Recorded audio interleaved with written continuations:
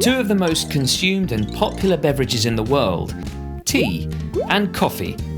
Though both share similar benefits and some differences, both the beverages are rich in antioxidants. Studies have suggested that both help reduce cholesterol levels and fight certain types of cancer. It also reduces the probability of Alzheimer's and Parkinson's diseases. Both tea and coffee contain high levels of caffeine. The caffeine in coffee instantly increases your energy levels and reduces tiredness.